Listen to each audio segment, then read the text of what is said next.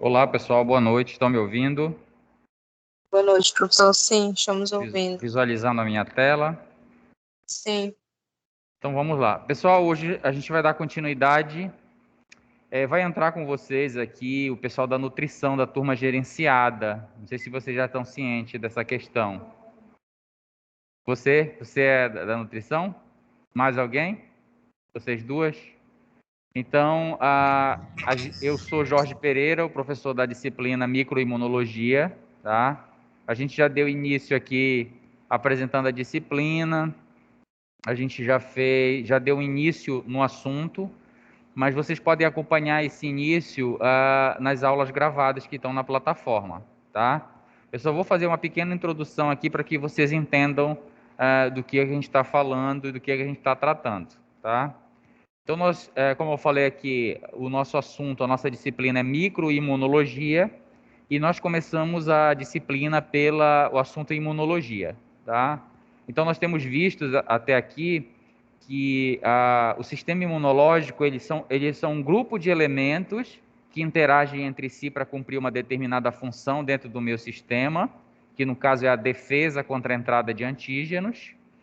E como é um sistema e tem elementos, nós vamos conversar sobre esses elementos e ver essa interação que eles fazem. Tá? Então, nós elegemos aqui os elementos moleculares, os elementos celulares e os órgãos linfóides para falar. Nós ainda estamos nessa fase inicial de ambientação e na última aula nós já começamos a conversar sobre os elementos celulares, que foi aqui que nós terminamos. Tá? Então, nós já ainda não destrinchamos especificamente a característica das células e a função, isso a gente vai fazer já já. A gente ainda está apresentando esses elementos ainda. Então, conversamos, por exemplo, na última aula, sobre alguns elementos do sistema imunológico, que são as células. Então, nós vimos que nós temos células do sistema imunológico, que são macrófagos, monócitos, que têm uma característica morfológica, como a gente pode ver aqui, e nós temos na terça-feira a aula prática, onde a gente tenta tornar um pouco mais palpável isso que a gente trabalha aqui. Então, acho que na turma da manhã, nós já começamos a fazer esfregaço sanguíneo para mostrar essas células. Na terça-feira, nós já faremos isso também. É bom que aqui a gente já vai começar a parte teórica das células, a gente já vai ter conteúdo para visualizar essas células lá. Então, nós começamos a mostrar que dentro do sistema imunológico, eu tenho o grupo celular, considerado células do sistema imunológico, dentre eles macrófagos e monócitos, que, como a gente pode ver aqui, tem características morfológicas específicas, ou seja, eles são diferenciáveis através da sua morfologia. Os seus núcleos, eles são também diferentes entre eles, e por isso essas células que nós estamos apresentando aqui, macrófagos e monócitos, elas estão dentro do grupo das células do sistema imune chamado fagócitos mononucleares. Fagócitos porque a sua funcionalidade é fagocitar antígenos. E mononucleares devido possuir apenas um núcleo. Então, por isso, eles são englobados dentro dessa categoria, mas como eu falei, nós conversaremos especificamente sobre eles. Veremos a sua estrutura, veremos a sua funcionalidade, veremos a sua localização dentro do sistema corpo humano, tá? Outra célula, e aqui nós terminamos com a turma da enfermagem, outro grupo de células são os granulócitos, aqui representado pelos eosinófilos e basófilos. E como nós podemos ver, eles já possuem características diferentes, tanto na sua característica morfológica, quanto na característica do seu núcleo. A gente vê que são núcleos diferentes, né? A morfologia das células já é diferente, ó. Elas são redondas, elas são menores em relação a essas outras duas que nós vimos aqui. Os seus núcleos são diferentes entre si, porque são células distintas, e entre as outras células que nós já falamos aqui, macrófagos e monócitos. Além do que, elas possuem uma funcionalidade diferente. Elas são células, esses granulócitos, são células que contêm no seu citoplasma grânulos contendo substâncias, e essas substâncias estão envolvidas na destruição dos antígenos. E nós chegamos a dar um pouco mais uma avançada, vimos que essas células, ao lançarem essas substâncias sobre um determinado antígeno, acabam trazendo prejuízo para o tecido onde este antígeno está presente, produzindo, por exemplo, alergias, né, imediatas, como a gente vê, por exemplo, no edema de glote. Tá? Outro grupo de células que nós vamos falar são os linfócitos. E os linfócitos, eles têm diversas subpopulações ou diversas categorias de linfócitos. As mais conhecidas são os linfócitos T e os linfócitos B. Cada um desses também vai ter a sua morfologia. Então, os linfócitos, eles são células muito pequenas, né? São células pequenas. O seu núcleo toma conta de quase todo o citoplasma da célula, como a gente pode ver aqui. E a funcionalidade dela é diferente das células fagocíticas e é diferente dos granulócitos. A função dos linfócitos T, por exemplo, depende da sua subpopulação. Os linfócitos T chamado TCD4, que é uma subpopulação de linfócitos, ele tem a função de orquestrar a resposta imunológica. Não se preocupe que tudo isso nós vamos ver dentro de um contexto, de uma resposta imunológica, por exemplo. Os linfócitos T, CD4 têm função de orquestrar a resposta imunológica, organizar. Temos outros linfócitos, como o CD8, por exemplo, que é citotóxico, e a função dele é destruir antígeno, semelhante ao que acontece aqui com os granulócitos. Só que ele não é um granulócito, ele é um linfócito, e que dentro do seu citoplasma ele tem grânulos também. Mas a sua funcionalidade, a sua forma de ação, a sua forma de sinalização é diferente dos granulócitos. Tá? E um outro linfócito que nós temos é o linfócito B, este sendo o principal responsável pela síntese de uma molécula, numa glicoproteína chamada anticorpo. Então, os anticorpos produzidos no final de uma resposta imunológica, eles são produzidos por esta célula chamada linfócito B. Outras células que existem no sistema imunológico são a natural killer, por exemplo, e ela também é chamada de linfócito citotóxico, né? E ela, como eu falei para vocês, ela tem uma funcionalidade de reconhecimento de ativação diferente dos granulócitos, né? Ela vai reconhecer, por exemplo, via receptores como o MHC, por exemplo, se aquele corpo, se aquele antígeno é próprio ou não próprio. Tá? Isso tudo a gente vai destrinchar um pouquinho mais lá para frente. Nós temos as células dendríticas, que são células acessórias. Ela também tem função fagocítica, só que ela se localiza principalmente nos linfonodos, que é um órgão linfóide, que também nós já conversamos aqui. O linfonodo são as ínguas que a gente verifica, né, o nome mais popular que a gente tem.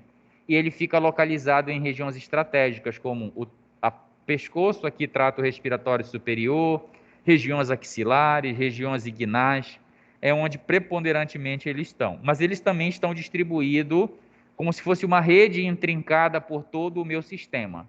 Né? Esses que eu estou falando para vocês são os mais perceptíveis, por exemplo, quando eu vou fazer uma palpação, um exame físico, e aí eu consigo visualizar essas questões aí. Então, aqui eles estão aumentados de volume devido a um processo infeccioso. E lá nesses linfonodos estão ancorados diversos elementos do sistema imunológico, que são esses elementos que nós vamos falar. Lá tem elementos moleculares como proteínas do complemento, anticorpos. Lá no linfonodo estão ancorados células. E quais são essas células? Todas essas. Célula dendrítica, que é uma célula fagocítica, as células natural killer, todos os linfócitos, sejam linfócito B ou linfócito B, estão presentes nesse local, nesse entroncamento que a gente chama de linfonodo. O que eles estão fazendo lá? Eles estão aguardando que um determinado antígeno, ao entrar no nosso corpo, seja levado para esse local.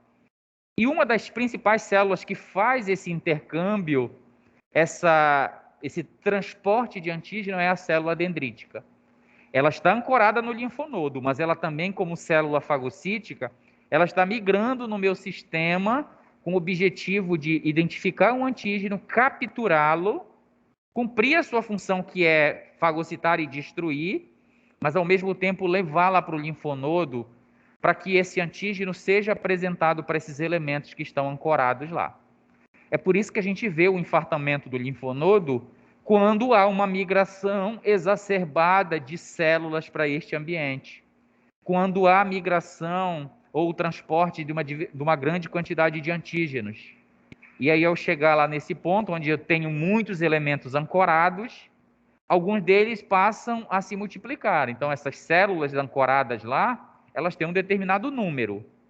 Quando tem um antígeno presente, elas precisam se multiplicar. Com qual objetivo? De eliminar o antígeno. E é por isso que esse órgão linfonodo, ele aumenta o seu volume. E isso a gente chama de infartamento. Então, aquelas ínguas que a gente palpa é o infartamento do linfonodo. Isto é um indicativo de que está ocorrendo um processo infeccioso.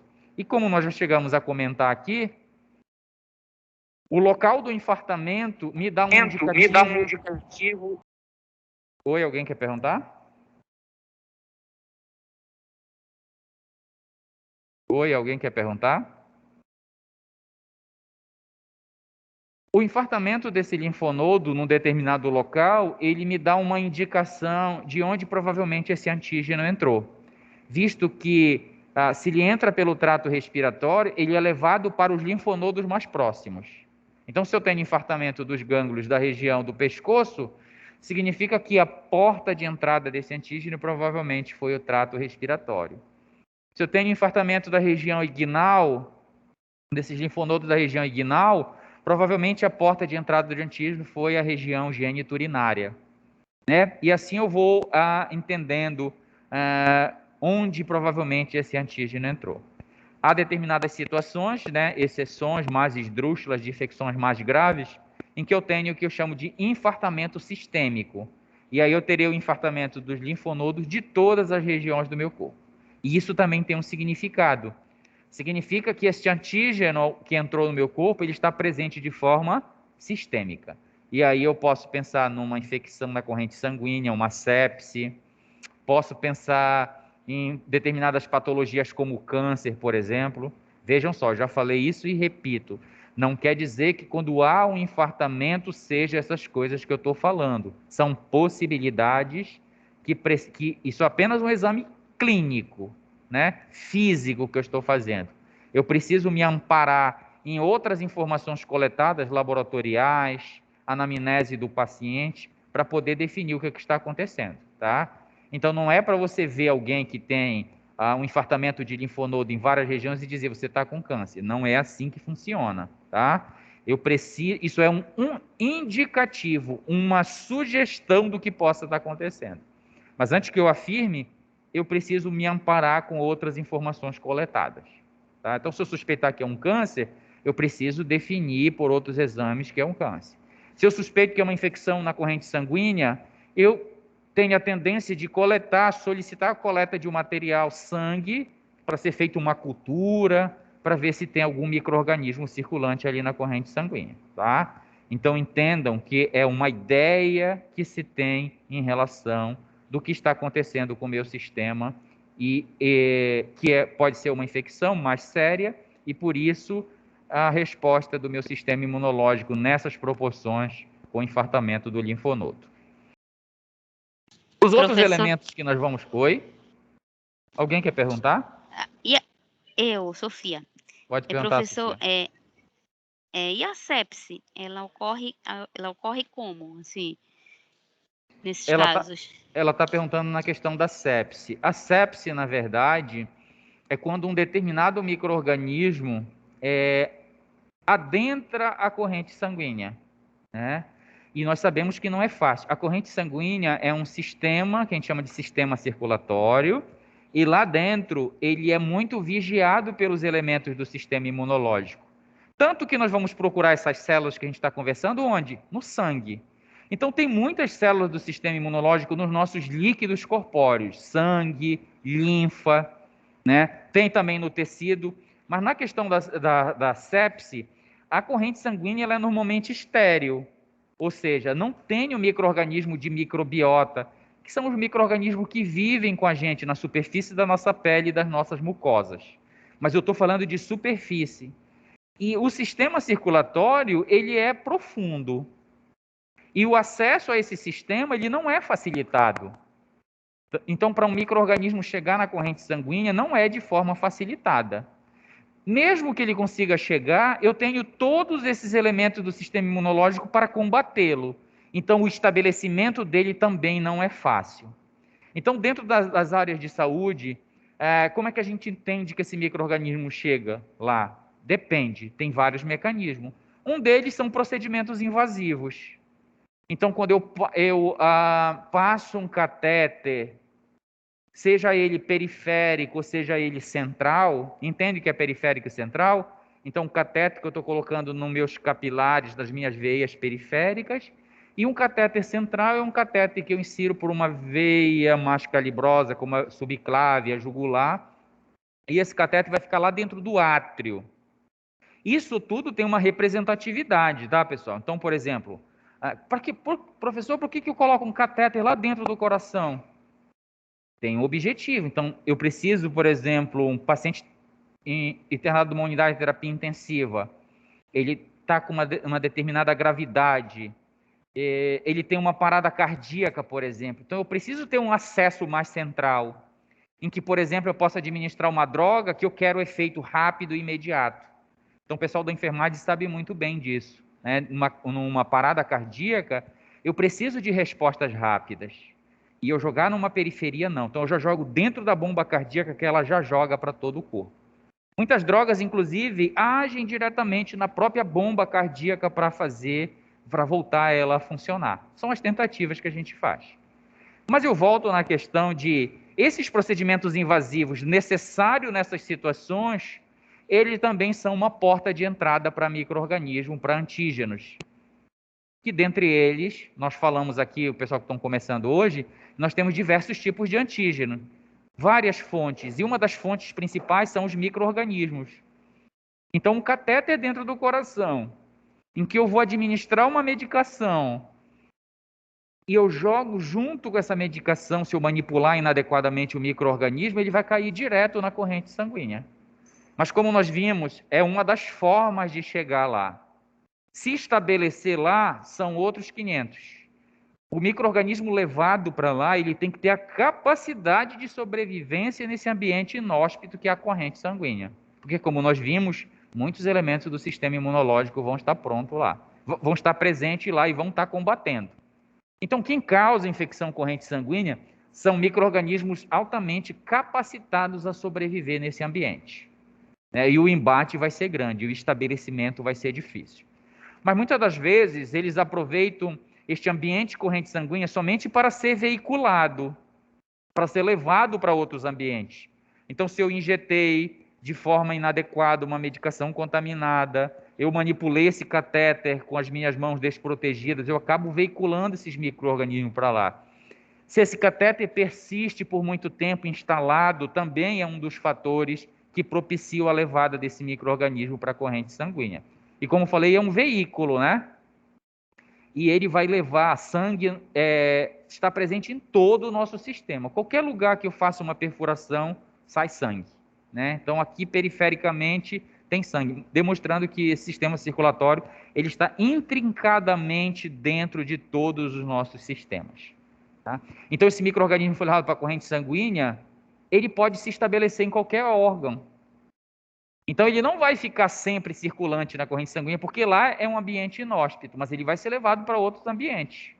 E aí, se ele tiver a capacidade, porque veja só, nem todos os agentes patogênicos são capacitados a se estabelecer, a sobreviver e a se multiplicar em um determinado local.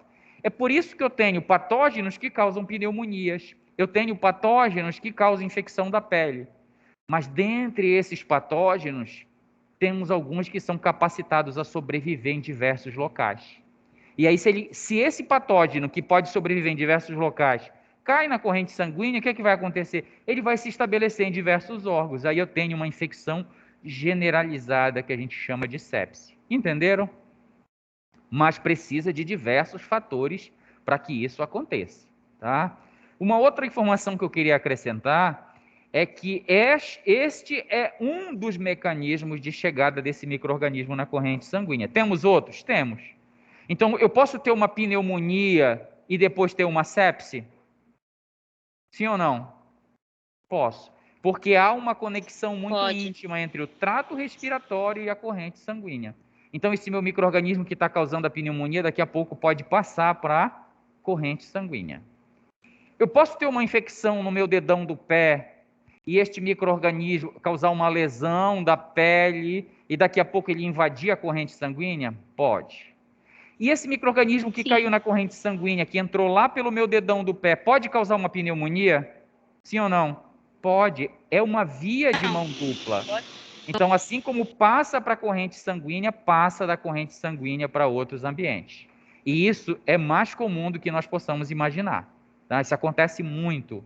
Então, eu fico preocupado quando o meu cliente, o meu paciente está com uma pneumonia persistente, porque a chance dele ter uma sepse é grande. Eu fico preocupado quando o meu paciente tem uma erisipela. Já ouviram falar? Erisipelas são aquelas infecções de pele que acontece uma disfunção do sistema da drenagem dos líquidos e acumula líquido. Então, normalmente isso acontece pela invasão de um micro-organismo. E agora, se eu não tenho uma drenagem do sistema linfático adequado e o micro-organismo está presente nesse líquido corpóreo, e acima de qualquer coisa, como nós já vimos, o sistema linfático ele está conectado com a corrente sanguínea. Então, eu tomo muito cuidado porque esse micro-organismo está a um passo de passar para a corrente sanguínea e ter uma sepse. Então, eu me preocupo nessas diversas situações que vocês vão se deparar no dia a dia de vocês. Tá bom? Então, só para contemplar a questão da pergunta aqui da sepse, como é que esse micro-organismo chega na corrente sanguínea e como é que ele se estabelece. Ok até aqui? Então, vamos lá. Ok, Outro obrigada. elemento que nós vamos falar é os órgãos linfóides. Os órgãos linfóides, eles são diversos e eles também estão distribuídos em todo o meu sistema. Eu tenho alguns que nós consideramos órgãos linfóides centrais ou principais, como, por exemplo, a medula óssea. Nós temos o timo, que é um segundo órgão linfóide, que é aqui que as células aprenderão a reconhecer o que é próprio e não próprio. E nós vamos ver como é que células chegam ao nível de sofrer uma aprendizagem a reconhecer o que é tecido próprio e o que não é próprio. Então, é aqui nesse ambiente, desse órgão linfóide, que ele irá aprender isso. Né? Temos outros, que a gente chama de periférico, as amígdalas, o baço, placa de Pey, apêndice, linfonodos, que nós falamos. Os próprios vasos linfáticos, eles fazem parte desta rede do sistema imunológico. Alguns órgãos linfóides, então, por exemplo, na prática, nós fomos para o laboratório de anatomia e nós vimos que lá não dava para eu olhar para um ser humano e enxergar o sistema imunológico, porque eles são moléculas, eles são células e não são órgãos específicos. A não ser aqui no caso do linfonodo, por exemplo, a não ser aqui no caso do timo, por exemplo, a não ser no caso aqui da medula óssea, em que são coisas mais palpáveis, vamos dizer assim. Eu sei o que é uma medula óssea. Se eu fizer uma inserção aqui nessa região do meu externo, eu posso ver o timo. Mas outros elementos, eles são mais celulares e moleculares. Mas como a gente percebe, eles estão localizados em todo o corpo humano, como a gente pode ver aqui. Porque nós não sabemos onde esses antígenos vão entrar. Nós temos as principais portas, que como nós já vimos aqui, é trato respiratório, gênito urinário, gastrointestinal. São as portas abertas para antígenos. Mas a nossa pele também é possível entrar. Num procedimento invasivo, como eu falei para vocês, é possível entrar. Tá? Então, tem diversas formas e mecanismos de entrar nesse sistema. E aqui nós temos, por exemplo, dentro do próprio tecido, dos tecidos de outros órgãos, nós temos os tecidos linfóides, que a gente chama. Então, tudo isso aqui são tecidos onde estão ancorados elementos do sistema imunológico, células, anticorpos, proteínas. E a gente vê no tecido, a gente vê uma região, quando a gente faz esse corte histológico, que é isso que a gente está vendo aqui, a gente vê uma região tecidual muito bem definida e por isso a gente chama de tecido linfóide associado à mucosa. Qual é o objetivo deles estarem aí? Estão vigiando a principal porta de entrada. Olha aqui, isso aqui é um corte histológico do sistema gastrointestinal, de um intestino. Olha, aqui é o lume intestinal, aqui é o lume intestinal e aqui essas regiões são os tecidos linfóides associados à mucosa. O que ele faz aqui? Ele vigia para que os antígenos que passarem por este lume intestinal não passem, não adentrem o tecido. Nós temos algo chamado de tolerância imunológica. Os micro-organismos que vivem na nossa pele e na nossa mucosa, eles não são próprios do nosso corpo. Eles são antígenos, mas eles são tolerados. Desde que permaneçam no ambiente de tolerância, superfícies. Tentou invadir tecido, o sistema imunológico entra em ação. Esta sala seria o nosso tecido. O corredor é o lúmen. É lá onde eu tolero. Tentou adentrar aqui, eu ataco, eu não permito a sua entrada, tá? Isto é o ideal, isso é o que se propõe o sistema imunológico. Mas como nós vimos, tem alguns antígenos que são seres vivos, são bactérias, são vírus, são protozoários. E como ser vivo, eles têm capacidades adaptativas. E uma das capacidades adaptativas é criar mecanismos de burlar o sistema imunológico, criar mecanismos de invadir tecido. Isso acontece eventualmente, né? Então, se o meu sistema imunológico não estiver tão vigilante, eu posso ter a invasão aqui, por exemplo, de uma bactéria, por exemplo, salmonela, invadindo o sistema gástrico. Aqui é pulmão, tá? Tecido pulmonar, olha aqui o lume do brônquio, aqui os tecidos linfóides presentes. Então, aqui no brônquio é um ambiente, é uma superfície. Apesar do pulmão ser estéril, mas o micro-organismo que adentre aqui e ele persistir neste ambiente por um determinado tempo até ser eliminado, ele até certo ponto é tolerável. Ele não vai permitir que ele fique aí, porque o pulmão é um órgão estéril. Mas se ele tentar invadir, ó, eu tenho todo um sistema de defesa tecidual impedindo com que ele avance, com que ele adentre esse tecido, certo? Então, aqui nessa aula, a gente está conversando sobre esses elementos, os moleculares, aliás, os celulares, os órgãos linfóides que nós acabamos de falar, e um exemplo de elemento molecular são as proteínas do complemento, que nós vamos conversar também. Então, são um grupo de proteínas que estão circulantes do nosso líquido corpóreo, sangue e linfa.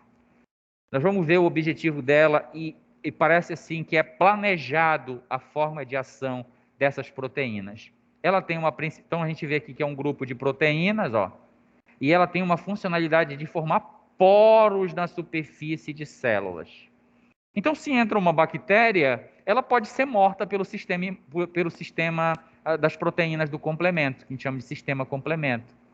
Só que nós vamos ver que não é assim que acontece. Entrou, a proteína se liga, não. Tem toda uma regulação de como isso vai acontecer. A gente vai ver que para que se forme este poro na superfície da célula, tem que ter o desencadeamento, o start, tem que ter inícios, que são as 3 vias que a gente vai conversar do sistema complemento. E para que essas vias, essas cascatas de quebra proteica aconteça, tem que ter um start, tem que ter uma sinalização.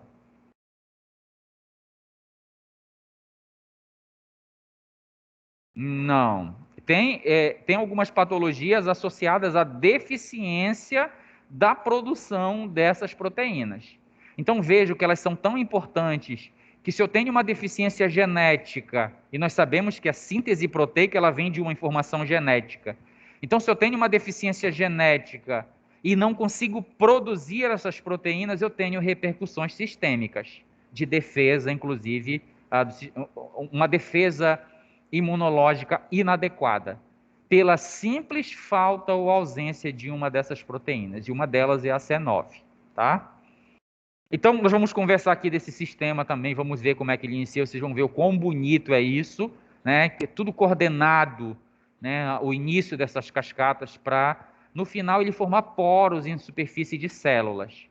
O objetivo, e eu já adianto para vocês, de formar poros na superfície de células, é levar ela à destruição. Então, uma bactéria ela só se mantém viva se ela se manter organizada, a sua célula. Se essas proteínas formam um poro na superfície da parede, da membrana dessa bactéria, o que vai acontecer? Ela vai morrer, porque substâncias vão entrar e ela pode romper, inclusive a própria água, questão de osmose, sabe? Então, entrou muita água, essa célula pode romper. Este poro na superfície de um antígeno, como uma bactéria, por exemplo, pode promover a saída de estruturas da própria célula.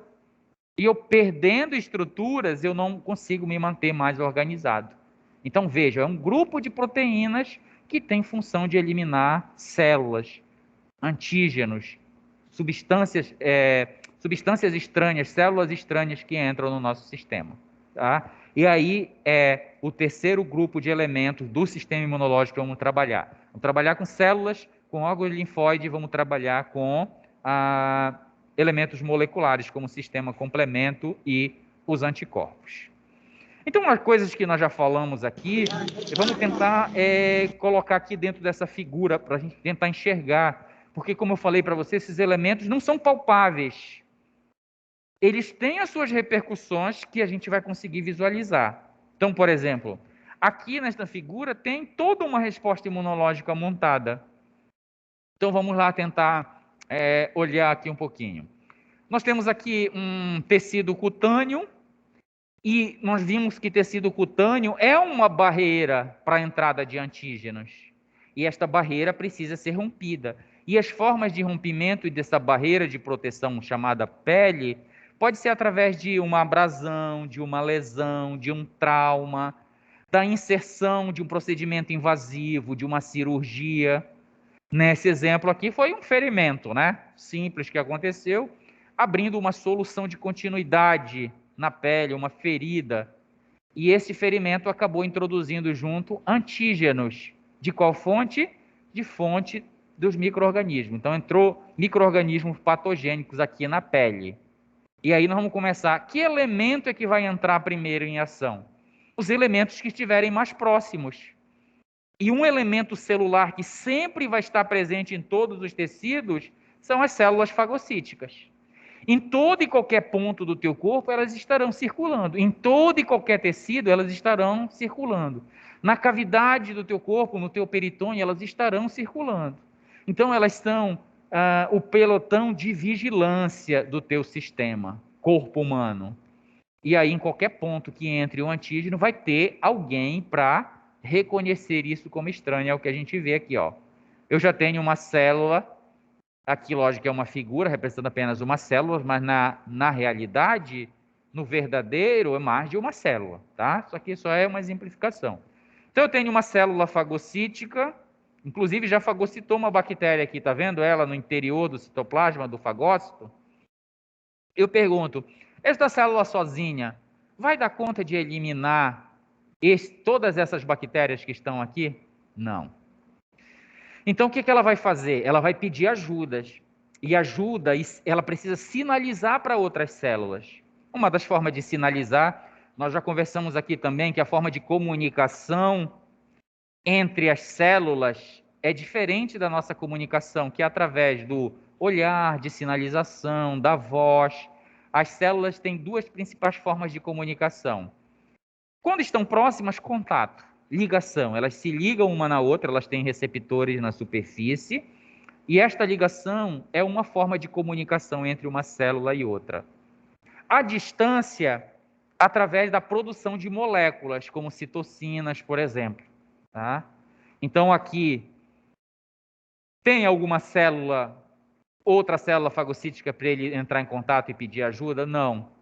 Então, ele vai, no mesmo tempo que ele está fagocitando e cumprindo a sua função de destruir esse antígeno, esse patógeno, ele já começa a produzir substâncias. E essas substâncias citocinas cairão nos nossos líquidos corpóreos e finalmente chegarão na corrente sanguínea, que é onde está o maior arsenal, o maior suprimento de elementos do sistema imunológico. Lembra que nós falamos isso? Então, essas citocinas, elas irão e chegarão na corrente sanguínea. Na corrente sanguínea, elas estimularão as células da corrente sanguínea a fazer o quê? A sair da corrente sanguínea e a migrar para o ambiente onde está ocorrendo o processo infeccioso. Estão vendo aqui os neutrófilos, que são células fagocíticas presentes na corrente sanguínea, saindo do capilar e passando para o tecido? É isso que elas vão fazer. Então, agora já não está só mais o macrófago. Eu já tenho aqui os neutrófilos presentes no tecido, e agora eles que vão entrar em ação para destruir esses antígenos aqui. Certo? No decorrer do tempo, olha o que aconteceu. todos os antígenos, e aqui é uma representação apenas, né? Todos os patógenos que entraram já foram fagocitados e, consequentemente, destruídos por essas células fagocíticas.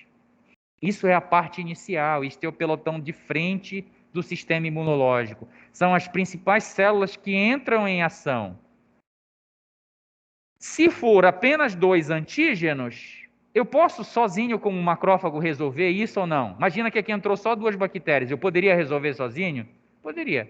Precisaria sinalizar e chamar mais componentes celulares? Não. Mas se for muitos e eu sozinho não conseguir resolver, eu vou precisar de ajuda. Vou dar mais um exemplo.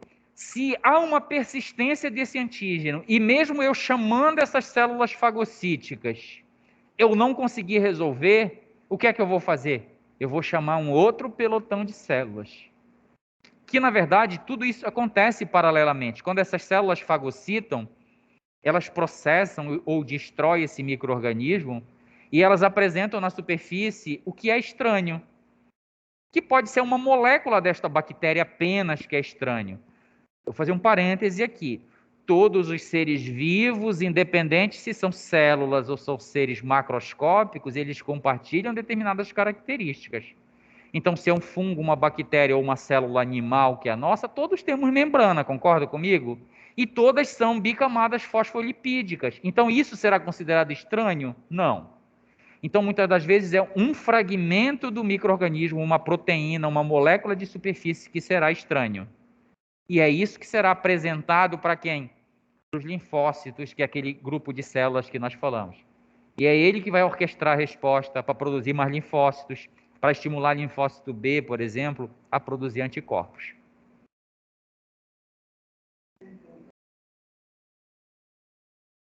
Não, a gente não pode confundir patogênese ou agente patogênico com antígeno. Antígeno, nós vimos que ele pode ser uma molécula. Então, por exemplo, uma toxina é um antígeno que está envolvido em causar um dano, por exemplo. Mas quando a gente fala em patogênese, a gente está falando de características de determinados micro-organismos. Então, ele tem um fator de patogênese. Então, o que seria um fator de patogênese? Pode ser uma toxina. Uma toxina produzida pelo micro-organismo pode ser um fator de patogênese. Então, por exemplo, um antígeno, como uma toxina, ele é um fator de patogênese. Mas quem tem patogênese é os seres vivos, no caso, os micro-organismos. Tá? Então, é a capacidade dele produzir danos. E a produção desses danos pode ser por uma substância produzida por ele. Então, antígeno é uma coisa e patogênese é outra. Tá? Então, o micro-organismo patogênico, ele causa algum dano. Eu vou explicar para vocês. Então, por exemplo, por que determinados micro-organismos são patogênicos e outros não?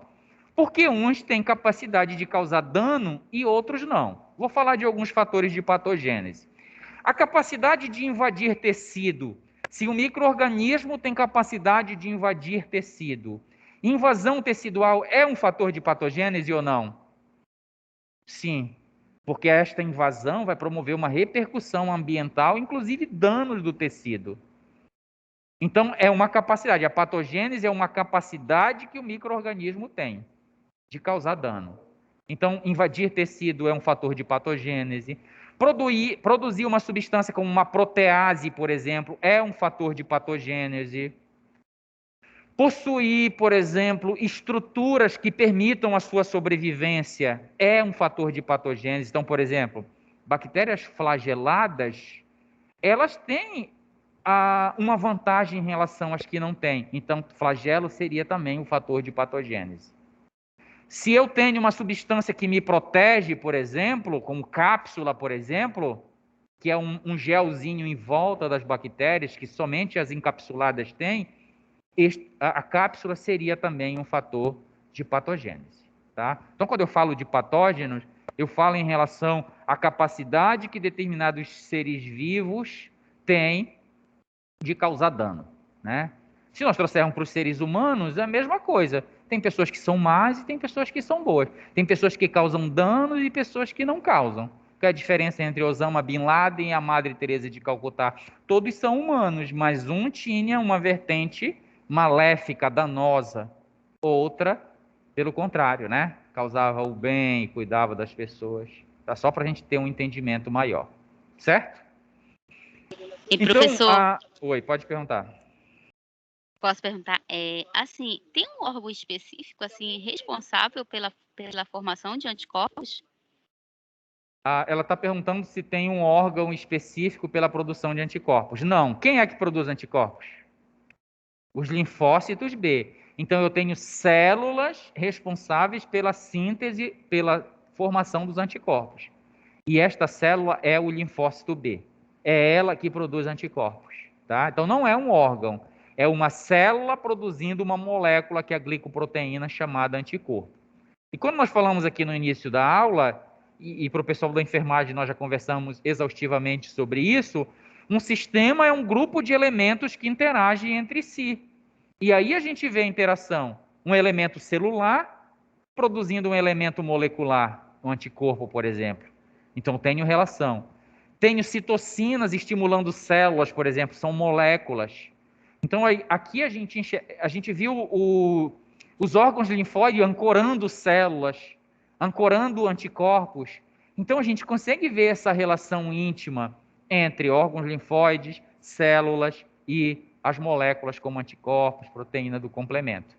E aí contempla o nosso conceito de sistema, que é um conjunto de elementos que interagem entre si, e aqui no sistema imunológico cumprindo uma funcionalidade que é a defesa do meu sistema, do meu corpo contra a entrada de antígenos, que é o que a gente enxerga aqui, tá bom? Então essa primeira parte aqui é só para a gente ter ideia do que nós vamos trabalhar especificamente aqui. Agora nós iremos dar uma aprofundada nessas questões, né? Nessa organização do sistema imunológico, e aí nós vamos conversar de células, órgãos linfóides, e já vamos introduzir um pouquinho sobre os tipos de imunidade, porque a gente ouve falar de imunidade inata, imunidade adquirida, e nós vamos entender como é que isto funciona. Né? Para o pessoal que estão começando agora, as coisas aqui elas vão se repetir novamente para a gente poder dar o segmento e andar de forma que consiga entender o que está acontecendo aqui. Então vamos lá, temos algumas considerações iniciais. Primeiro, que a imunidade, que é isso que a gente está conversando, é a capacidade do organismo de reconhecer substâncias estranhas, que são os antígenos, né? Dê uma olhada na aula, que tem alguns conceitos importantes que vocês precisam entender. O que é um antígeno, o que é uma proteína, o que é uma enzima, tá? Olha o antígeno voltando aqui, aqueles conceitos iniciais que nós conversamos, é importante eu entendê-los, porque agora eu vou ter a aplicabilidade dele aqui. Então, a imunidade é a capacidade do organismo de reconhecer substâncias estranhas, que no caso são os antígenos, promovendo uma resposta com o objetivo de eliminar. Então, tudo que for estranho, exógeno e entrar no meu sistema, a minha imunidade vai entrar em ação para eliminá-la. Esta é a principal função, certo?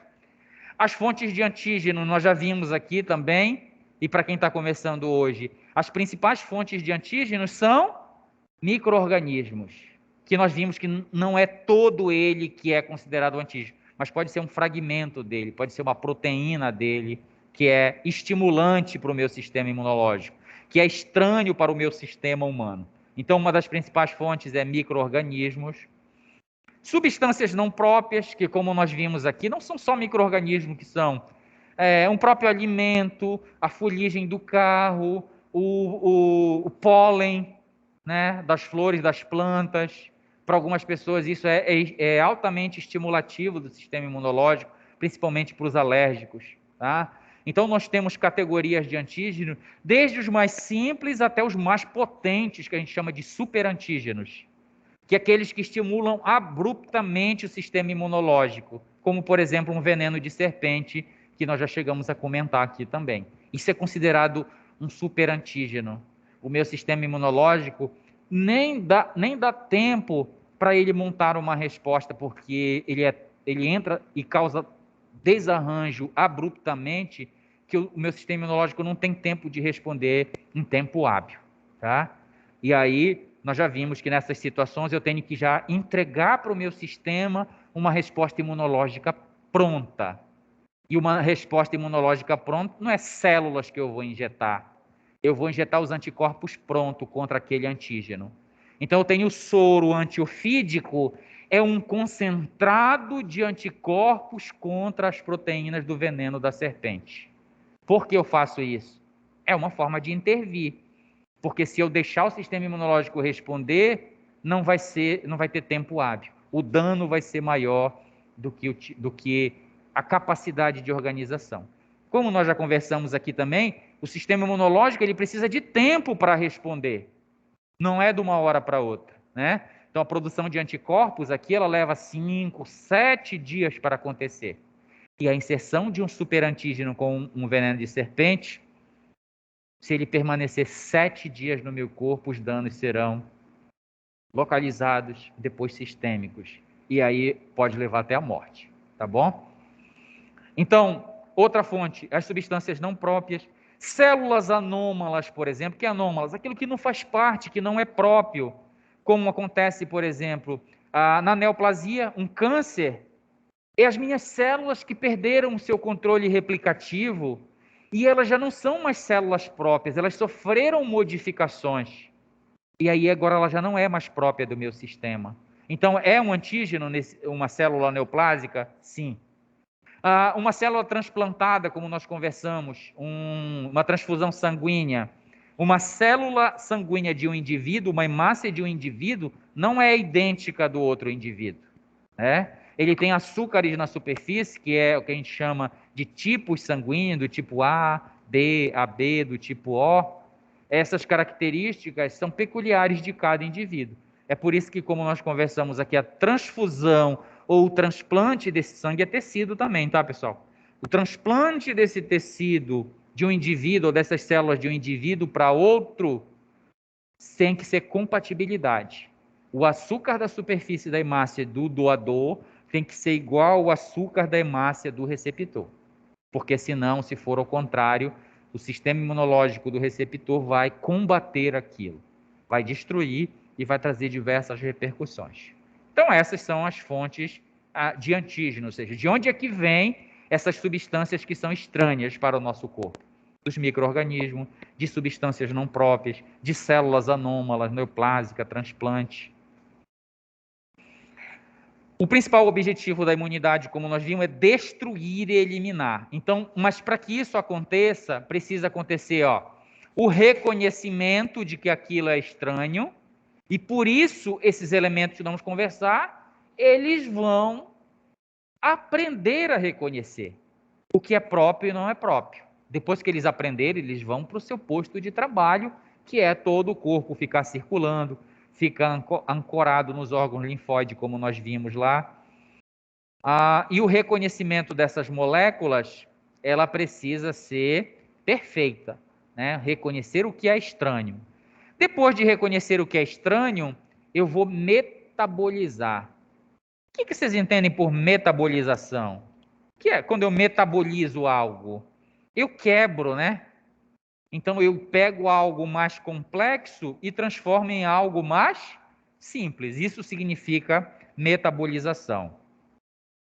Então, uma célula que fagocita uma molécula estranha ou um micro-organismo, ela vai metabolizar. Aquele macrófago que nós vimos, ela vai usar suas enzimas presentes nos lisossomos para destruir, para quebrar, para desmontar esse micro-organismo. De forma organizada, tá, pessoal? Isto acontece dentro da célula fagocítica de forma organizada. E aí isso significa metabolização. Essa fagocitose ou essa ligação de anticorpos, por exemplo, reconhecendo substâncias estranhas, tem a função de neutralizar, como nós já vimos. Tanto a fagocitose como a ligação de um anticorpo no micro-organismo, ela neutraliza aquele micro-organismo. Impede com que ele se multiplique, impede com que ele invada outros ambientes. Lembra que eu falei para vocês que eu tenho bactérias que têm flagelo? Então elas poderiam migrar de um ambiente para outro. Na verdade, isso acontece, tá, pessoal? Vou só dar um exemplo aqui para vocês. As mulheres, elas têm infecções urinárias mais do que os homens. Por quê? Por algumas características. Pela região genital, que é mais cavitária e ali promove umidade. Pela uretra, que é mais curta. Pela proximidade maior entre a uretra e o ânus. Então tem uma diversidade de fatores que leva as mulheres a terem mais infecção urinária. Além do que tem o papel do micro-organismo causador da infecção urinária. 80% das infecções urinárias comunitárias, elas são causadas por um micro-organismo das fezes, chamado Escherichia coli. E a Escherichia coli é flagelada. Então, se cai na porção distal da uretra, um micro-organismo desse, se é levado fezes para esse ambiente, sozinho, ele consegue migrar pela uretra. Vai levar um tempo, tá? Porque nós estamos falando de micro-organismo. Então, uma uretra de 5 centímetros, ele vai levar um certo tempo para chegar lá na bexiga urinária, que é o ponto que ele propício para ele se desenvolver. Então, esse micro-organismo, ele conseguiria chegar lá. Então, quando eu digo aqui metabolização e neutralização, quem vai impedir com que esse micro-organismo normalmente não chegue lá? As células. Os anticorpos, se tiverem já produzidos contra eles. Eles vão neutralizar, que mesmo ele tendo a possibilidade de migrar para a bexiga urinária, eles vão ser eliminados com facilidade. Mas como nós vimos, sistema imunológico e antígenos vivos, eu digo antígenos presentes em seres vivos, é um trabalho, é uma brincadeira de gato e rato. Eu fico vigiando como um gato este rato para que ele não invada um determinado ambiente. Mas esse gato de vez em quando dá uma cochilada e esse rato abusado, vamos dizer assim, acaba invadindo. Micro-organismo é a mesma coisa. Não é à toa que nós temos essas infecções. Veja só, o nosso sistema imunológico, ele é, na maior parte dos tempos, eficiente. Mas ele não é algo feito e terminado. Você formou seu sistema imunológico, você tem ele pronto. Não, ele tem variações. Essas células que nós vimos aqui, elas podem diminuir de quantidade. E aí eu pergunto, a vigilância com células em menor quantidade vai ser maior ou menor? Menor. Então, o meu sistema imunológico, ele varia, né? Então, ora ele aumenta, ora ele diminui. O que é que regula este aumento ou diminuição do sistema imunológico? Estímulos, contato com antígenos. E de certa forma, evolutivamente, esse embate ele vem de muito tempo entre antígeno, entre seres vivos e sistema imunológico. E um precisa do outro, porque se não tiver estímulo, há uma diminuição desse sistema imunológico, da produção desses elementos. Vários fatores influenciam nesta variação do sistema imunológico. Então, exercício físico diminui o teu sistema imunológico, uma alimentação inadequada influencia. Não, veja só, não estou dizendo que exercício físico é bom por vários fatores, mas desde que você tenha uma alimentação adequada, que o teu exercício não seja exacerbado, mas que há uma mudança no teu sistema imunológico, tá? Então, por isso que, por exemplo, quando você está com uma infecção, não é recomendado fazer exercício, porque se tem uma infecção é porque teu sistema imunológico está em embate ali. Então, é melhor não mexê-lo nesse instante. A diminuição de tecido adiposo também. Então, quando você emagrece bruscamente, também o teu sistema imunológico ele é afetado. Quando eu mexo no meu sistema, eu não mexo só num ponto, ele é afetado em diversos elementos, em diversos sistemas, e dentre eles o sistema imunológico. Tá certo? Sol, por exemplo, influencia no sistema imunológico. Então, por exemplo, quem tem psoríase, a dermatologista recomenda que tome pelo menos o sol cotidianamente, naqueles horários permitidos. Por quê? Porque a radiação solar, ela diminui o sistema imunológico. E quem tem psoríase é o sistema imunológico exacerbado, combatendo coisas próprias, atacando coisas próprias, e a radiação diminui. Um grande exemplo é quem tem herpes, que vai para a praia no mês de julho, nas férias, e se tem o vírus herpes, vai ter ele para o resto da vida, tá? Infelizmente não dá para alimentar. eliminá-lo do nosso sistema. Uma vez presente, permanecerá presente para sempre, até nós morrermos. Então, mas ele se expressa a todo momento? Não, ele aproveita quando o teu sistema imunológico diminui. Então, você vai para a praia e pega sol, a sua imunidade diminui e eles aparecem, né? Aquelas lesões, aquelas bolhas labiais, se for genital, genital. Tá? Então, o que muda é... Oi? Não entendi. Sim, diminui a imunidade, tá? E o que significa diminuir imunidade? Significa mexer nesses elementos aqui. Então, diminuir a quantidade de células, tá? Então, vejam só, a gente precisa ter consciência do que nós estamos falando. Não é que o exercício físico é ruim, ele é importantíssimo e precisa fazer de forma adequada. Tem todo um conjunto, alimentar, quantidade de exercício, né? O descanso do teu corpo que precisa ter. O sol, ele é maléfico? Não, ele diminui a imunidade, mas também se for de forma exacerbada. Nós sabemos que, principalmente para as mulheres, o sol é importante para a produção, né, estimulação de produção de vitamina D, tá? Então a gente precisa olhar pontualmente, porque senão vocês vão sair daqui dizendo, olha, o professor disse que o sol é ruim para a imunidade, tá? O exercício físico eu não vou fazer mais porque não é por aí, tá? Então é dentro de determinados padrões. Se for tudo dentro, não exageradamente, perfeito, funcional, tá? Então vamos lá.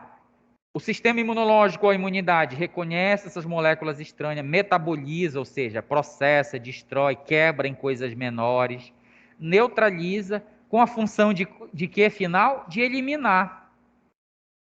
E com essa eliminação ele produz a defesa do meu sistema corpo humano. É assim que se processa. É essa história, dentro dessa história que a gente vai trabalhar. O nosso sistema reconhecerá o que é estranho, metabolizar, neutralizar, eliminar, promovendo a defesa do nosso corpo. A imunidade, ela nem sempre é benéfica, e aí nós começamos a falar nisso que a gente começou a conversar aqui. Na maioria das vezes, sim. O nosso sistema imunológico ele é tão eficiente que muitas vezes eu entro em contato com antígenos e nem tenho a percepção que eu entrei.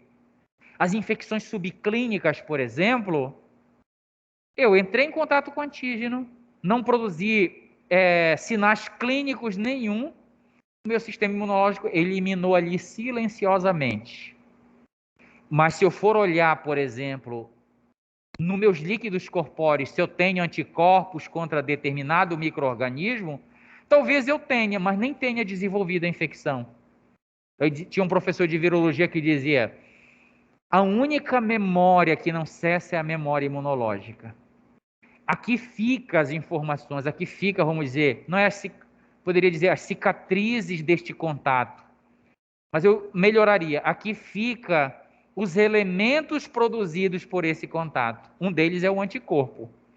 Então eu posso ter entrado em contato com um determinado micro-organismo, não ter desenvolvido a infecção, porque foi subclínico, o meu sistema imunológico deu conta, no final tem os anticorpos. Então eu vou procurar aqui. Sim, isso. Perfeito a situação que a gente está vivendo. Então, no caso do Covid, por exemplo, mas por que isso? Porque somos indivíduos, né? Depende de outros fatores, além do teu sistema imunológico individual, depende da carga viral que você inalou, depende da cepa viral, que agora a gente já tem várias cepas, né, circulantes. Então, são vários fatores, mas é um bom exemplo na questão do Covid. Muitas pessoas adoecer, entrar em contato com esse antígeno, desenvolveram a patologia de forma agressiva, inclusive levando à morte. Outras tiveram o contato com esse antígeno, apresentaram os sinais clínicos, por exemplo, perda de olfato, febre, dor no corpo, mas foi brando, vamos dizer assim. E outros nem sequer apresentaram sintoma nenhum, mas entraram em contato. Se você foi ver, você fez sorologia, você vai ver a sorologia está lá, anticorpos contra o Covid-19. É um bom exemplo de como o nosso sistema imunológico é muito eficiente. Porque, vejam só, nós estamos falando de um antígeno, de um micro-organismo novo, que a população mundial ainda não tinha entrado em contato. Mas o teu sistema imunológico, mesmo sendo algo novo, ele conseguiu montar uma resposta eficiente e adequada. Estão vendo como ele funciona? Funciona na maioria das vezes. Mas nós somos seres vivos ainda em processo evolutivo, inclusive esse sistema imunitário ainda está em processo de evolução. E muitas das vezes, em alguns indivíduos, a imunidade ela não é benéfica. Em que situações? Quando ela reage aos componentes próprios, porque o que eu quero eliminar do meu sistema é o que é estranho. O que é próprio, eu devo proteger. Mas tem as doenças autoimunes, reações contra componentes próprios? Tem. Então, este é um dos lados que não são maléficos, vamos dizer assim, do sistema imunológico. A resposta exacerbada contra agentes, então, eu responder exacerbadamente não é interessante. Porque nós vimos que uma resposta exacerbada ela também traz dano para o tecido.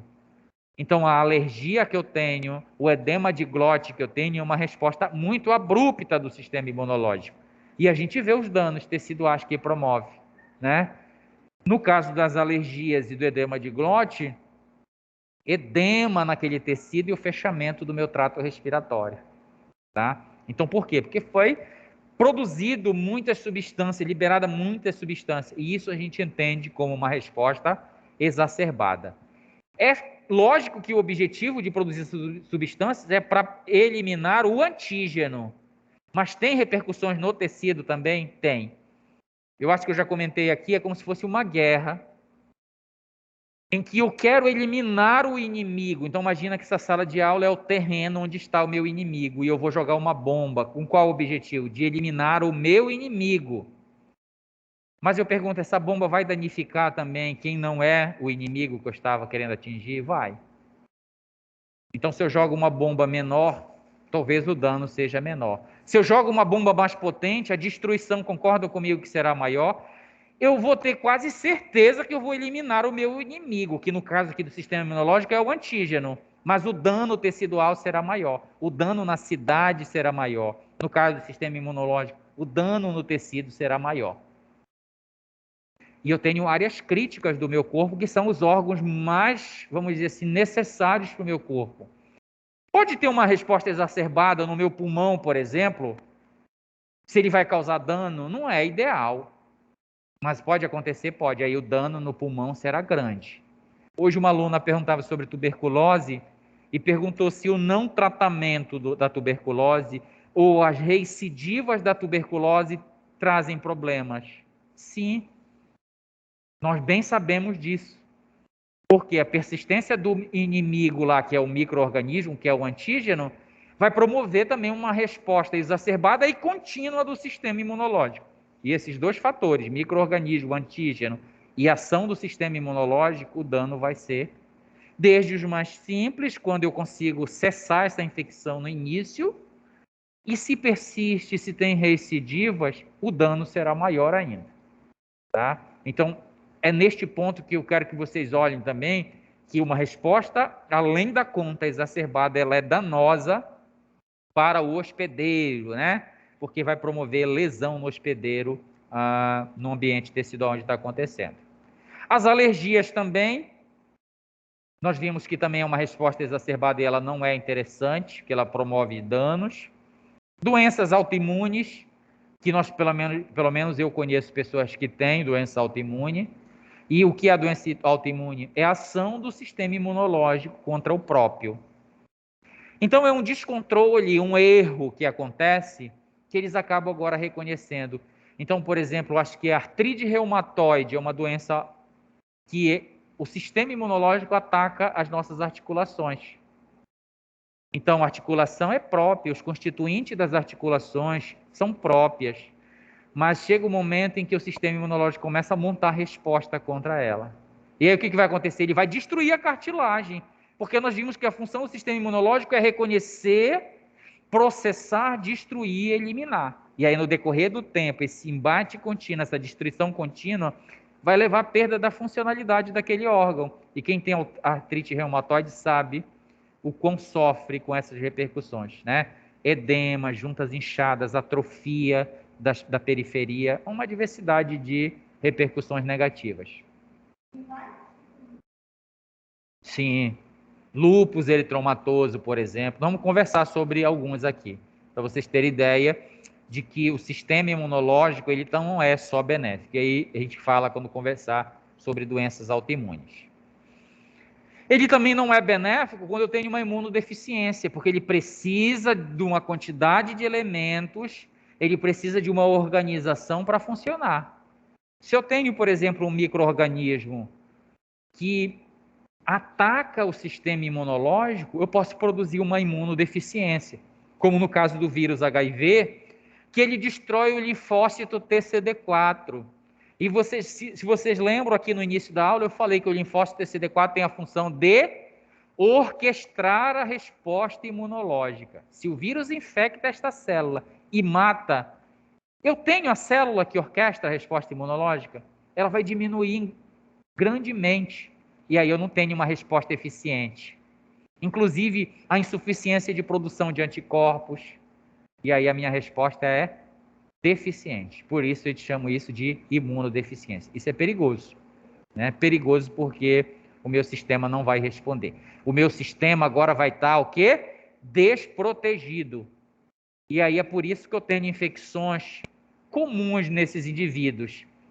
Mais comuns no início, na década de 80, quando surgiu o HIV aqui no Brasil. A gente tinha, por exemplo, mucosa oral, esôfago, tudo tomado por candidíase dos pacientes que eram acometidos por esse vírus. Por quê? Porque até o próprio micro-organismo mais simples da minha microbiota, como Cândida, por exemplo, que vive normalmente na minha cavidade oral, na cavidade genital, agora tinha a oportunidade de causar infecção, invadir tecido, destruir tecido, e aí eu tinha a candidíase oral, esôfago, era uma devastação. Por quê? Porque o meu sistema está ineficiente e agora eu estou aberto para diversas infecções. Então, as pneumonias, a pneumocistose, as candidíases eram muito comuns, né?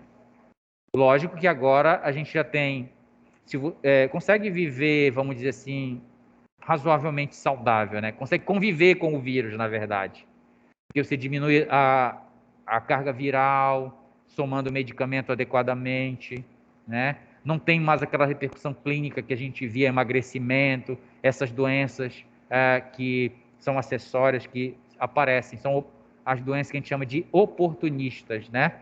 São causadas normalmente por micro-organismos oportunistas. Tá? Sim, se fizer, você... Uhum. Mas aí está o grande problema, né? Você tem que entender o que está se passando e saber da necessidade de tomar a medicação aí por toda a vida, né? Então, mas a gente está bem avançado hoje em dia. Inclusive, as mães que têm o vírus podem ter filhos e os seus filhos não adquirirem mais o vírus, né? Não ter mais uma transmissão, acho que é vertical, eu acho, de mãe para filho, tá? Então, mas isso é produzido através de quê? Do conhecimento, né? Do conhecimento da microbiologia que a gente vai tratar aqui, da imunologia, para que eu possa fazer intervenções seguras, né? E a gente... Resposta ao vírus? Sim, aí eu diminuo a questão de exposição, né? Então eu diminuo a carga, então eu acompanho muito bem essa mãe, diminuo a carga viral dela chegando até a 0, tá? Porque eu posso eliminar o vírus circulante. O grande problema é que ele fica escondido, em dormência, dentro de determinadas células. Dentre elas, a célula dendrítica, que está lá no linfonodo. Ainda não aprendemos a forma de tirar esse vírus da célula para eliminá-lo totalmente. Ainda não temos, que a cura passa por aí. Quando eu conseguir eliminar totalmente o vírus do meu sistema, eu consigo diminuí-lo grandemente, chegando até a 0 circulante. Mas não significa que ele não existe. Tanto que quando eu paro a medicação, ele volta novamente. Então, no caso das grávidas, o que é que eu faço? Eu uso a medicação, diminuindo grandemente, zerando essa carga viral, e aí a possibilidade, né? tomo cuidados na hora do parto, para o contato com líquidos corpóreos, uma diversidade de situações.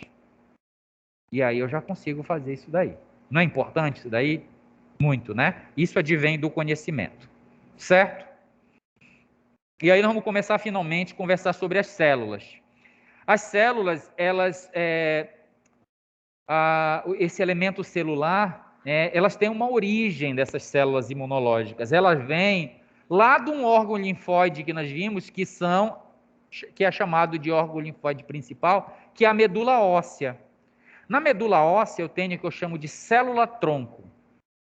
Entende o que é uma medula óssea? Tutano, né? Quando a gente pega um outro animal, e eu tenho diversos tipos dessa medula, né? Amarela, vermelha. Nesses ossos compridos, como fêmur e bacia, por exemplo, é lá onde há a produção grande dessas células. E essas células da medula, elas são chamadas de células-tronco. Por quê? O que é uma célula-tronco? É uma célula que tem capacidade de dar origem a qualquer tipo celular. Seja hemácia, seja plaqueta, seja linfócito, seja o monócito que nós vimos aqui. Desde que ela receba um estímulo específico, uma sinalização, que como nós vimos, como é que se comunicam as células, como é que elas sabem, a célula-tronco sabe que tem que se transformar numa hemácia. Sinais químicos que são produzidos e chegam lá na medula óssea. Dependendo do estímulo que ela recebe, ela pode se transformar numa linhagem linfóide, ó.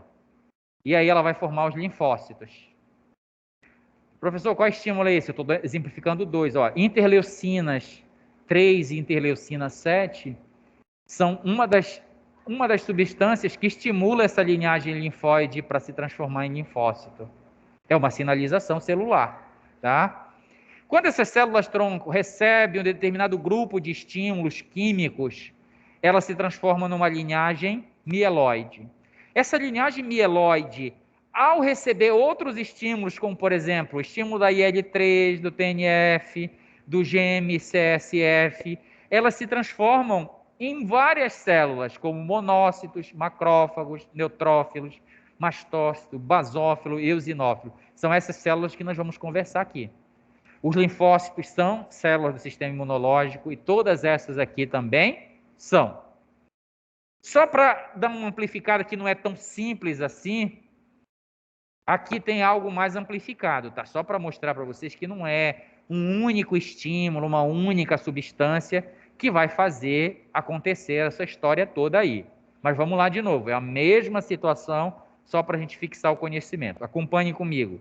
A célula-mãe, ou pluripotente, ou totipotente, recebe um estímulo, e aí, dependendo do estímulo, ela pode se transformar, numa célula linfóide multipotente, que vai receber um determinado estímulo, vai se transformar num linfoblasto.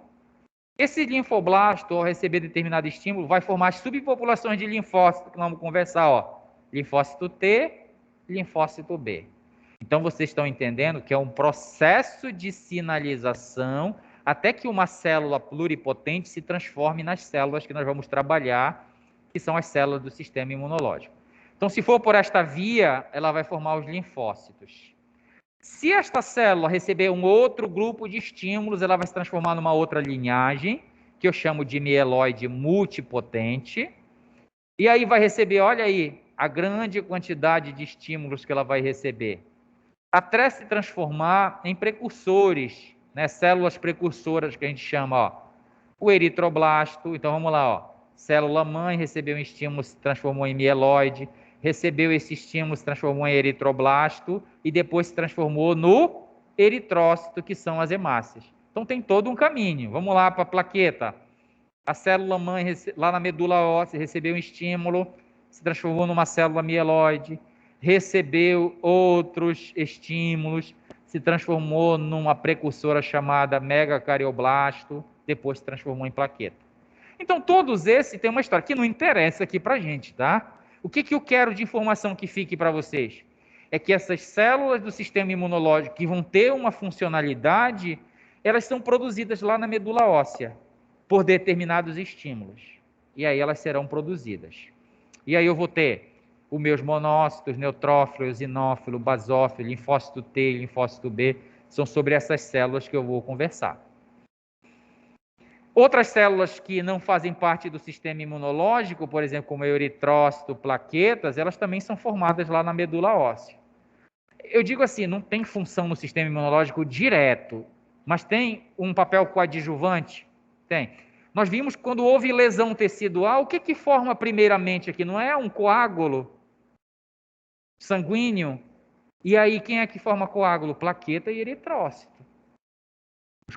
Outros constituintes do sangue. Eu pergunto, isso não é importante para a funcionalidade do sistema imunológico? Inclusive, a liberação de substâncias desse processo, dessa cascata de coagulação, é estimulante para o sistema imunológico, para essas células do sistema imunológico. Tá? Então, eu digo assim, que elas não têm um papel específico. Mas como nós já chegamos a conversar, todo e qualquer sistema do meu corpo, ele não trabalha isoladamente. Ele tem os seus constituintes, mas ele trabalha interligado. O meu pulmão está interligado, o meu sistema respiratório está interligado com o meu sistema circulatório. O meu sistema circulatório está interligado com o meu sistema linfático. Todos esses sistemas que nós conversamos, nós vimos que o sistema imunológico está presente neles, na corrente sanguínea, no sistema linfático, no pulmão. Então, é tudo interligado.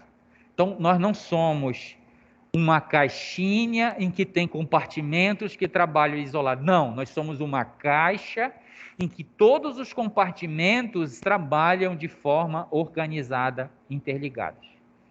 Se nós formos pensar de forma geral, nós seres humanos, somos um sistema complexo. Mas dentro de um sistema complexo, eu tenho sistemas menores, que são essas coisas que a gente está conversando aqui. Dentro do meu sistema complexo ser humano, eu tenho circulatório, linfático, imunológico, que a gente está conversando aqui. Tá?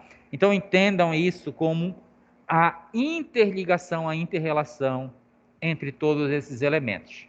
Aqui a gente trabalha de forma categorizada, específica, porque é uma questão didática, né?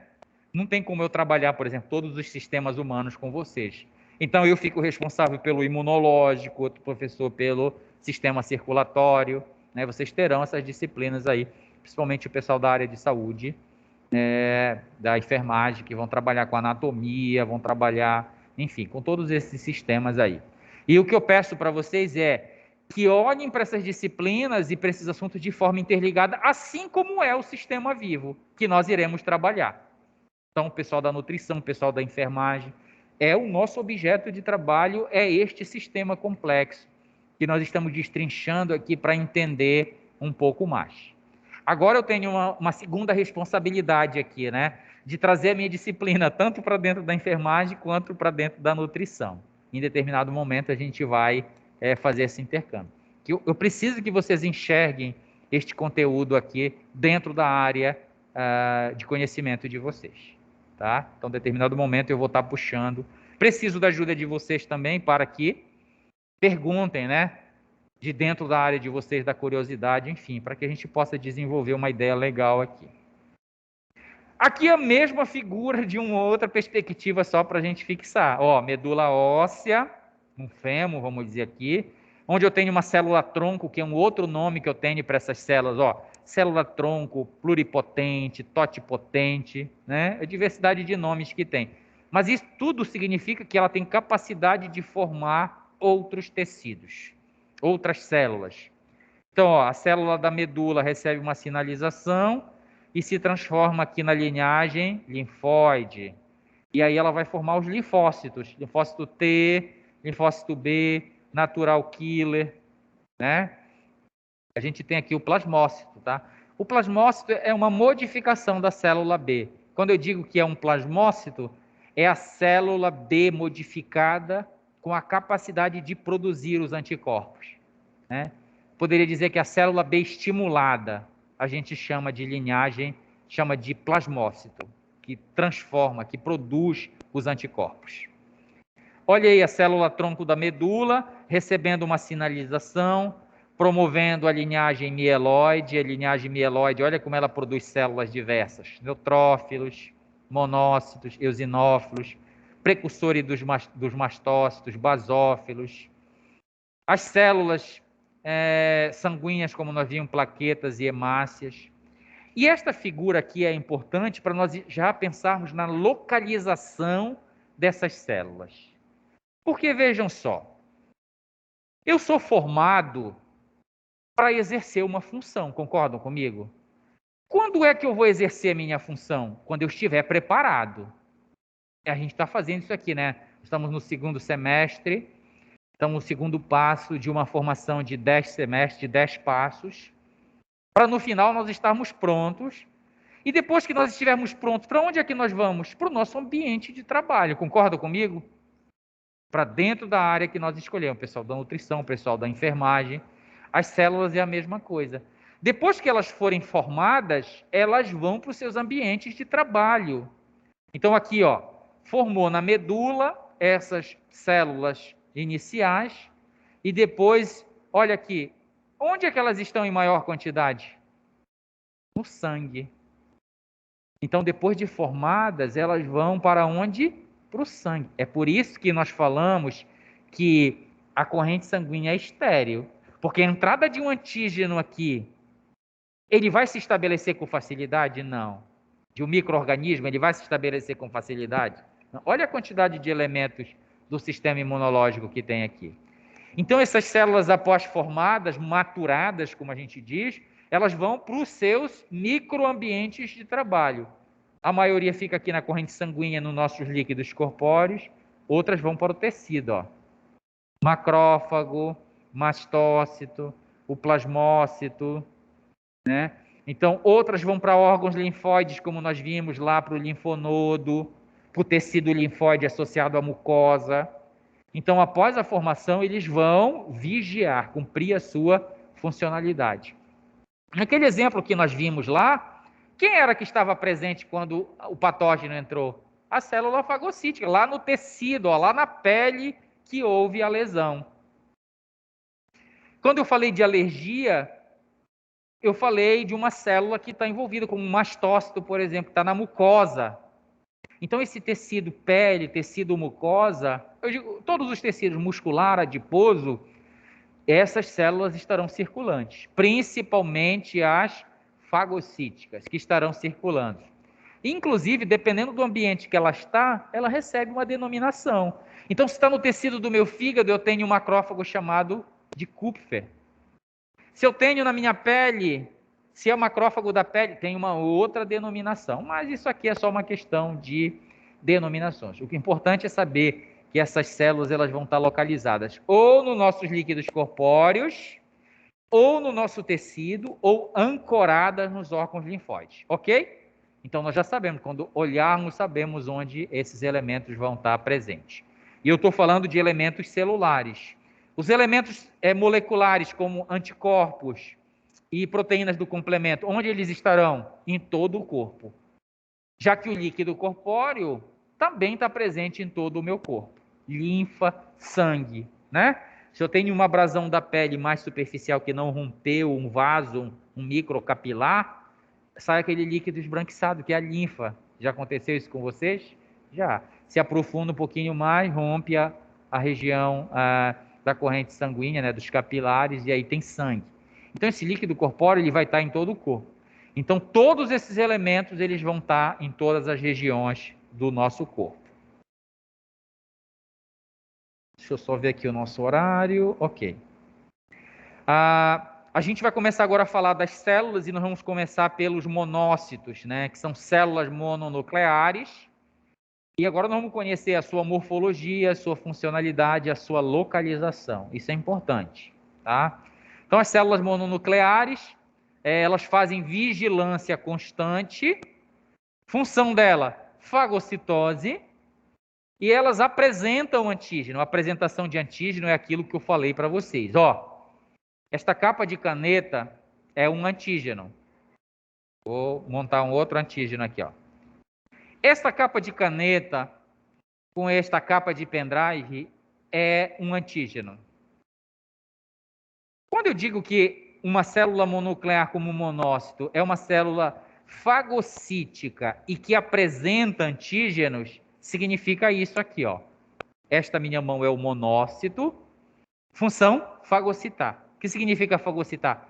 Englobar o antígeno, que é isso aqui, ó. Pronto, fez a função.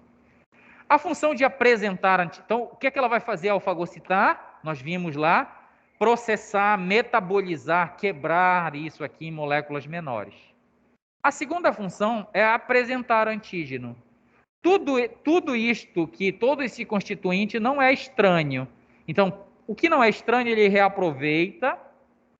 Então, por exemplo, os fosfolipídios da membrana de uma bactéria são reaproveitados, porque é próprio, é similar, é igual da minha membrana.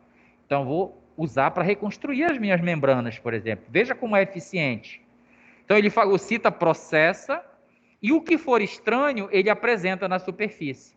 Então, imagina que esse pedaço aqui, que é estranho, ó. Então, ele emerge a partir do citoplasma, ele apresenta aqui na superfície da célula, ó.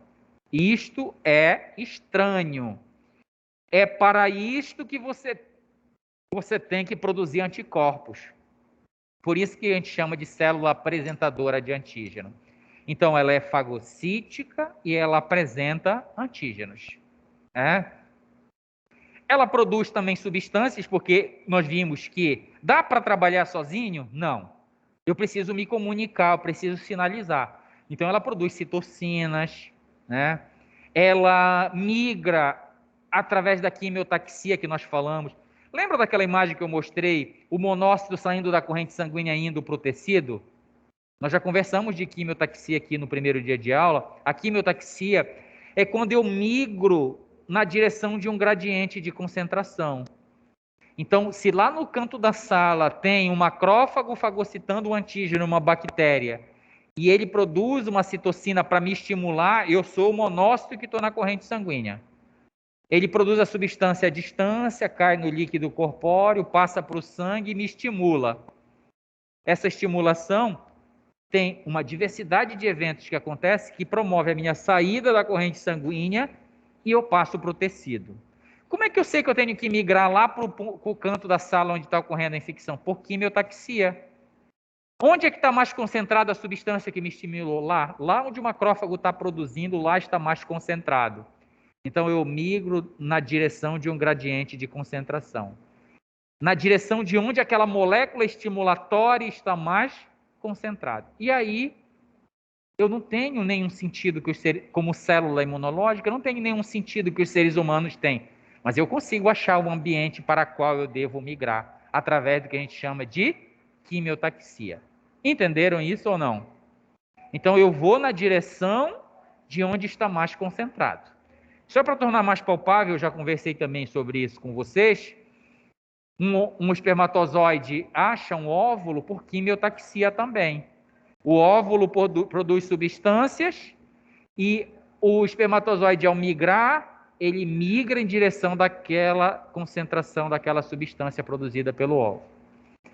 Então, nós só estamos aqui porque existe, né, dentre diversos eventos, a quimiotaxia.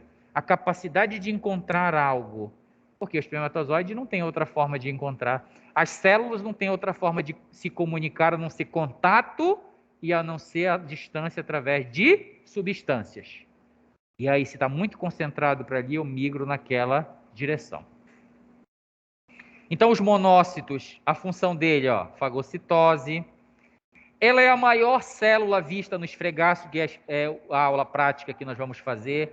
O esfregaço sanguíneo, e lá nós vamos ver os monócitos, né? O núcleo, como a gente pode ver aqui, ela é uma célula que tem o núcleo grande, e ela tem 2 estágios. Quando ela é um monócito jovem, ela é oval. Tá vendo? Quando ela está em forma de U ou ferradura, por exemplo, significa que ela é uma célula madura. Então, lá no esfregaço sanguíneo eu vou ver uma célula grande e que, se for um monócito jovem, ela vai ter o núcleo oval, e se ela for uma célula madura, ela vai ter este formato de U, ou de ferradura, ou de feijão, ou de rim, entendam como você quiser, tá? Qual a importância disso? Porque é monócito jovem e monócito maduro. Não esqueça que isso está sendo produzido onde? Onde é que esta célula foi produzida? Medula óssea. E neste processo de migração da medula, e ela já está no sangue aqui, ela ainda está em processo de maturação. Por isso eu tenho monócitos jovens e monócitos maduros. Isso tem uma representatividade? Tem. Eu pergunto para vocês, se eu tiver um hemograma em que eu tenha monócitos jovens, o que isto significa? Monócitos jovens em grande quantidade. Qual é a significância disso? Por que eu teria muito monócito jovem no meu sangue? Qual seria a minha interpretação que eu faço disso?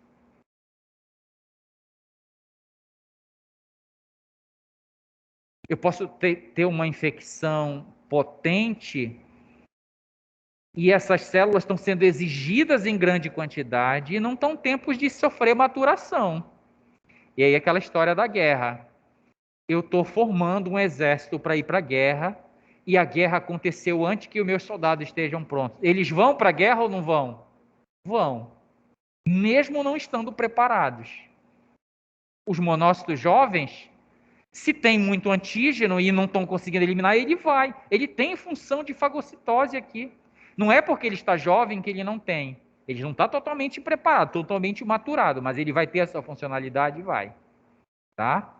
Então, isso tem toda uma representação. Quando eu vejo um hemograma e vejam essas células se estão maduras, se estão jovens, ela tem uma representatividade, uma interpretação. Qual é o ambiente delas? Corrente sanguínea. Então, onde é que eu vou coletar uma gota de sangue para fazer os fregaços, para nós enxergarmos essas células? Ambiente, corrente sanguínea. Quando elas saem do sangue, naquela situação que eu apresentei para vocês, que ela foi sinalizada porque precisava dela lá no tecido, nesse processo de migração, ela vai se transformando em macrófagos.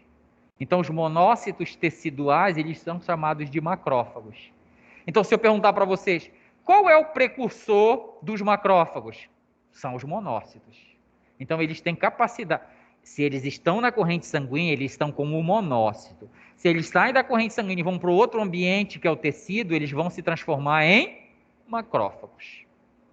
Por que isso? Vocês veem que eles estão redondinhos aqui, estão vendo? Na corrente sanguínea, esta morfologia é prática para eles irem rolando, né? Meu sangue está passando e eles, com facilidade, vão se movimentando ali. No tecido, como é muito fechado, as células são muito interligadas, eu preciso de uma célula que tenha uma capacidade migratória no tecido. E quem tem essa capacidade é o macrófago. Ele tem plasticidade no seu citoplasma. Então, o espaço é pequeno entre o tecido, entre as células teciduais, e ele dá o jeito e vai passando. É por isso que ele é uma célula que eu encontro no tecido, migrando, vigiando o ambiente tecidual. Então, esses monócitos, quando eles passam para o tecido, eles transformam-se em macrófagos. Eles são precursores dos macrófagos. Tá certo? Nosso tempo acabou. A gente encerra por aqui, tá? Eu agradeço a presença de vocês. Se tiverem alguma pergunta, esse é o momento. Alguma dúvida, alguma pergunta? O pessoal que está começando hoje, procurar com o grupo, com a turma que vocês estão, a forma de acesso à plataforma. A coordenadora acadêmica pediu para enviar o link, mas vocês precisam ter acesso à plataforma para acessar o link quando não puderem estar aqui de forma presencial. Tá bom? Então, eu agradeço a presença de vocês, tenham uma boa noite e até a próxima.